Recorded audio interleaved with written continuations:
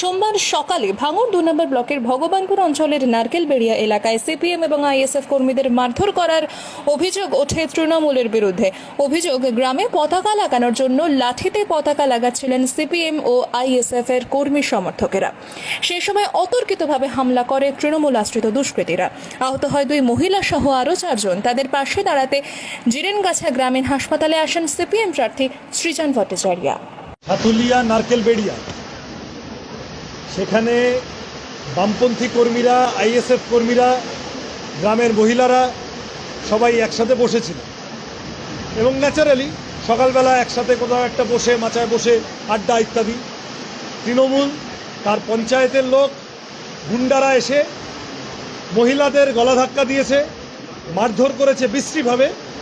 বামপন্থী কর্মীদের, সিপিএম কর্মীদের মারধর করেছে, আইএসএফ কর্মীদের মারধর করেছে, কোনো প্ররোচনা ছাড়া। যত ভোট এগিয়ে আসছে তৃণমূল এইসব করে নিজেদের দাপট বোঝাতে চাইছে, বুঝতে পারছে না যত এগুলো হচ্ছে তৃণমূলের ভোট আরও কমছে। আমি এখানে এসেছি, আইএসএফ কর্মীরা, সিপিএম কর্মীরা তারা একসাথে আক্রান্ত হয়েছেন, তাদেরকে দেখতে এলাম। এসে শুনলাম ভয়ানক অবস্থা, মায়েদের বয়সী মহিলা তাদের গলা ধাক্কা দিয়েছে, মারধর করেছে এবং এই যা অরাজকতার পরিস্থিতি চালাচ্ছে, অবিলম্বে পুলিশ প্রশাসনকে ব্যবস্থা নিতে হবে, গ্রেপ্তার করতে হবে।